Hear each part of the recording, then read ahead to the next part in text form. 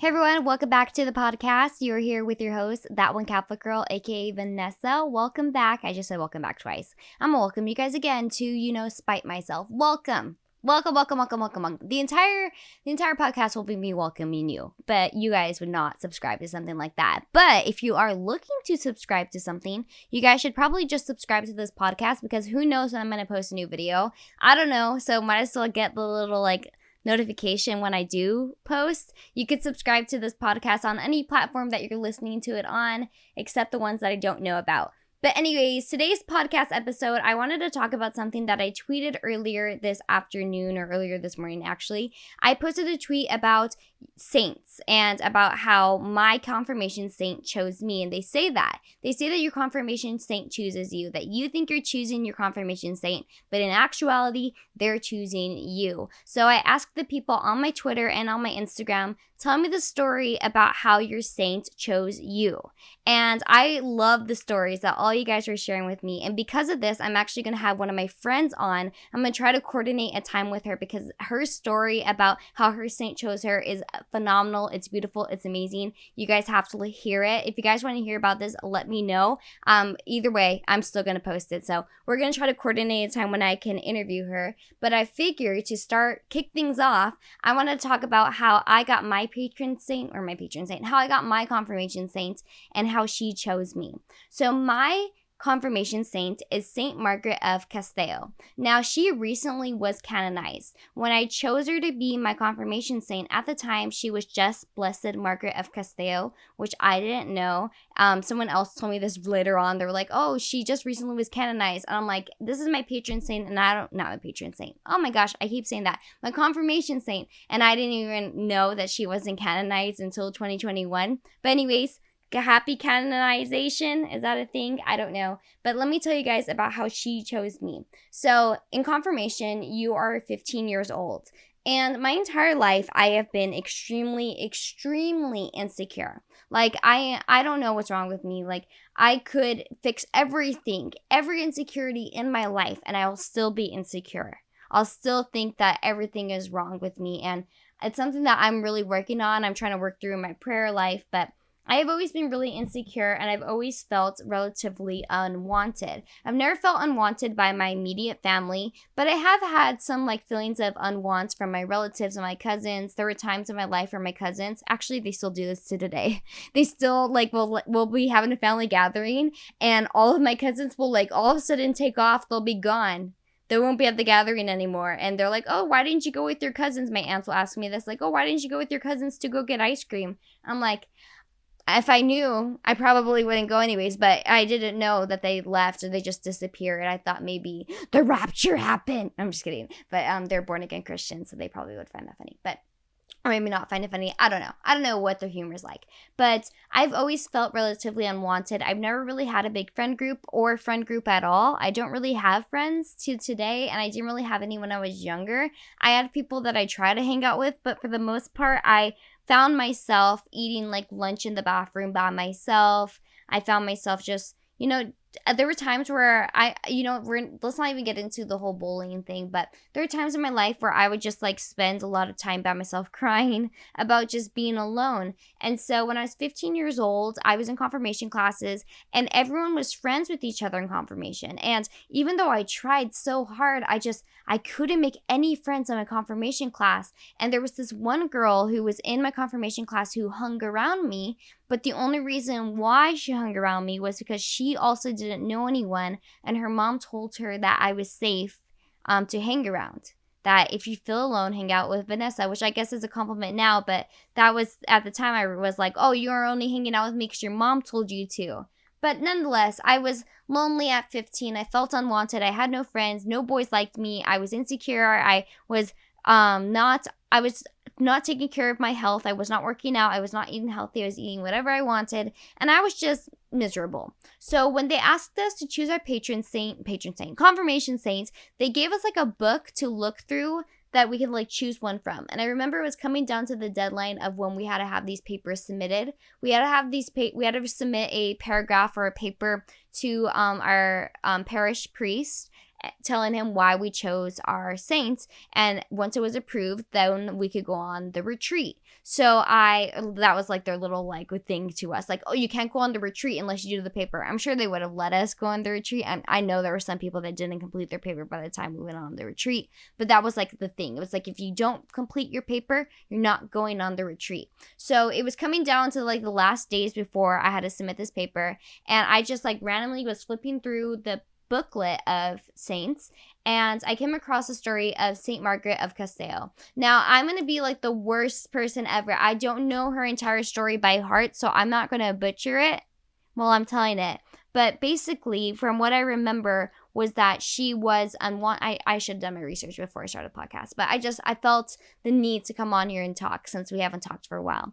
But from my understanding, she was unwanted. I think that she had some birth defects, and I'm not sure if she was unwanted by her immediate family or just by crowds of people around her, but she felt unwanted. And what I recall was that she had a hunchback, and she wasn't pleasing to the eye, according to the people during that time, but yet she still remained really close to God.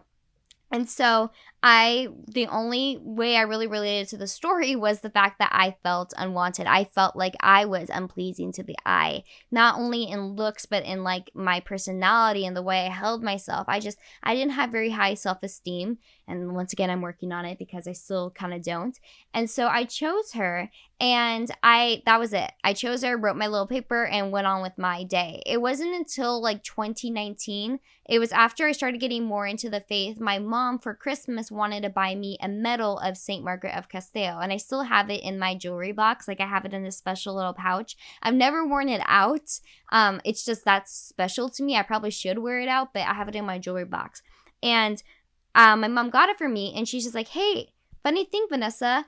Well, I was looking for this medal because like not a lot of people know about her, because at this time she was still Blessed Margaret of Castell. She hadn't been canonized yet. So she wasn't like one of the popular known saints. It wasn't like Saint Francis. It wasn't like Saint Paul, Saint Peter. It was a saint that not a lot of people knew about. And so the way that she was able to get this medal was that she Googled the name of the saint, and she found a parish, and at this parish, they sold the medal of the saint. So she reached out to this parish, and she said, hey, will you ship me one of your medals? I'll pay for it. So that's how we got the medal to us. So it was from a parish. It wasn't even from like a website type of thing. It was from like a church itself.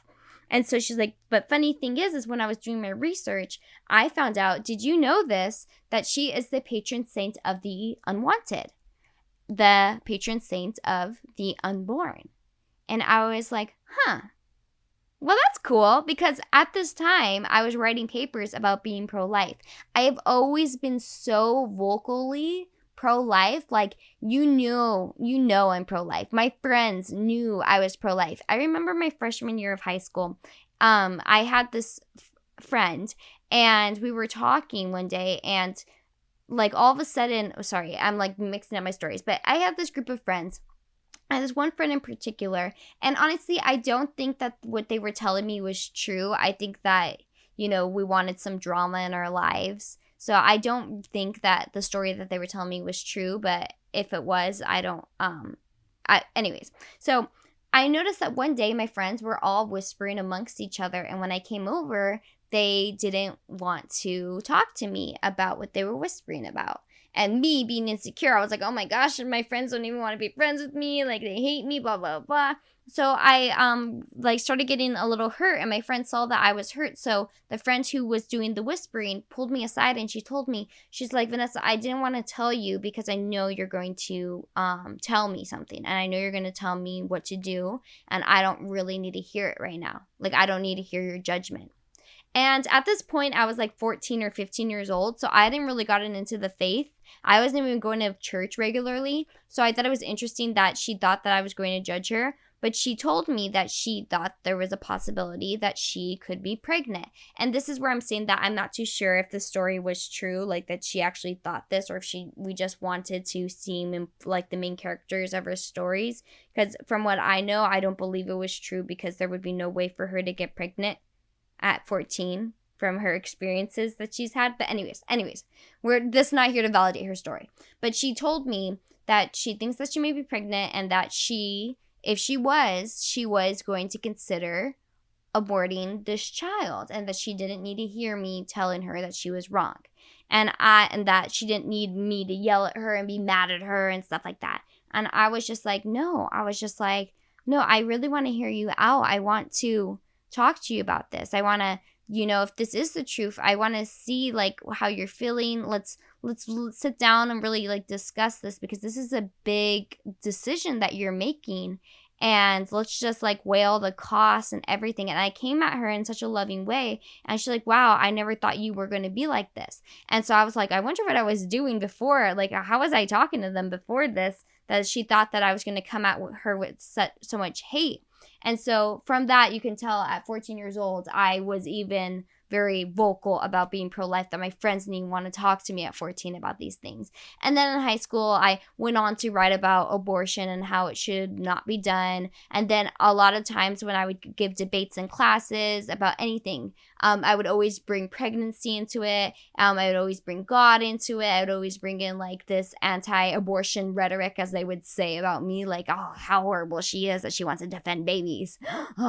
I'm the worst. But I was always very vocal about being against abortion. And so when I found out that my patron saint was my confirmation saint, oh my gosh, I can't even speak today, that I found out that Saint Margaret of Castello is the patron saint of the unborn, it was just so fitting. And so I was discussing this recently with some girlfriends of mine. I'll tell you guys about that later. But I was talking to them about it, and they are actually a part of a team of people that go across the country defending life, or teaching people how to have conversations about defending life, or just talking to people about defending life. And I felt intrigued, and I feel like maybe possibly one day this may be an avenue that I should take. I am so interested in apologetics and giving talks and speaking in front of people. I love public speaking. I love talking about things that are important. And I think the conversation of abortion may be one that I will be wanting to have in front of a huge group of people on this YouTube channel, which I'm not on the YouTube channel on all platforms, but on my YouTube channel, I have various videos talking about being pro-life and whether or not you can vote for a pro-choice candidate. I talked about my paper that I wrote in college that almost kept me from getting my degree because I would have failed civic learning if my professor didn't make it a pass-fail paper. If it wasn't a pass-fail, I'm pretty sure I would have failed the civic learning class, because she was very upset with the paper I wrote against abortion. If you guys want to hear more about that, I have a full-on YouTube video about it. It's called like my college professor calls me out for being pro-life or something like that. I can't remember, but I wrote a whole paper about the ill intentions of Margaret Sanger and Planned Parenthood. So I've always been very vocal about being pro-life, and I just find that so perfect to take note that my confirmation saint chose me, because I just chose her at random. I chose her because, it's a story that relates to me and I could write about this in the paper, And maybe I chose her, and I'm pretty sure this may have been the reason. I may have chose her for like a sympathy card type of thing. Like I kind of wanted my priest to feel bad for me, that I felt so alone. So I kind of chose a story that like, yeah, I relate to this. I'm pretty sure it was at some superficial level when I was 15, because I was superficial at 15, and I'm not saying not now, but I'm getting a little bit better at thinking at things more in depth. But I chose St. Margaret of Castello at 15, not knowing the impact that she would have on my life, and that every day she was guiding me to defend life and guiding me to be charitable and show love and share love to those who may be or feel unwanted. And so I would love to hear your guys' story about your confirmation saint and how they chose you. Now, you could tell me about how you chose them, but I want to hear more so about how they chose you. Like, for instance, my mother's confirmation saint is Saint Francis of Assisi. And my mom chose him because my mom's name is also Francis. So she didn't want to like have her name changed. So she chose the name as Frances because her name's Frances, and then they were going to call her Frances, so like might as well be Frances with an I instead of an E.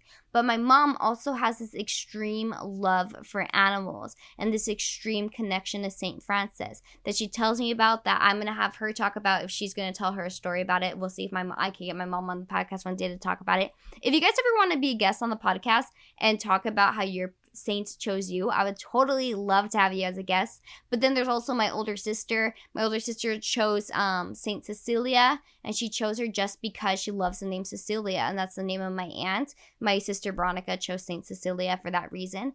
And then there is Saint Anthony for my younger sister Victoria, and Victoria chose Saint Anthony because one day we went to a store and they were selling necklaces, and it was like a surfing store.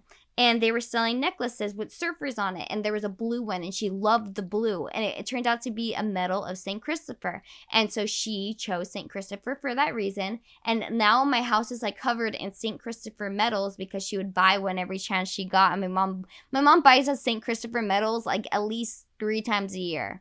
Like every Christmas, I get a few. My mom loves buying St. Christopher medals. And like, I don't know her connection to St. Christopher necessarily, but she did end up traveling and moving to Michigan from Los Angeles, so that could be why. But St. Christopher plays a huge role in my life today. Every time I get in the car, I'm always asking for St. Christopher to pray for us on our car ride, bless all travelers. I say his prayer to my sister. Sometimes I'll get on the phone and I'll do a voice memo and I record myself saying the prayer so that they could play it when they get in the car. I have his medal in the car, like as a visor clip. So I don't know his impact on her life, but he has made a huge impact on mine. And so, yeah, I just want to hear your guys' stories. Tell me about how your saint chose you. You can let me know in an email if you want to email the story to me. And maybe I'll relay it to my viewers if you guys are like, you got to share my story. Maybe one of these days I'm going to sit down and read all the stories that we got on Twitter. If you guys want to be a part of that podcast by submitting your story, let me know. Submit your story to my email at thatonecatholic@gmail.com. Or you could also comment it if you have the commenting feature on the platform that you're listening to me on. Once again, guys, I really love and appreciate all the love and support that you guys constantly give me. You guys do not know how much I need you guys. Like, you guys have no clue. I need you guys every single day, and I'm so sorry that I'm not with you guys every single day. I love you guys all, and I look forward to seeing you guys all in my next podcast. God bless, and have a great day.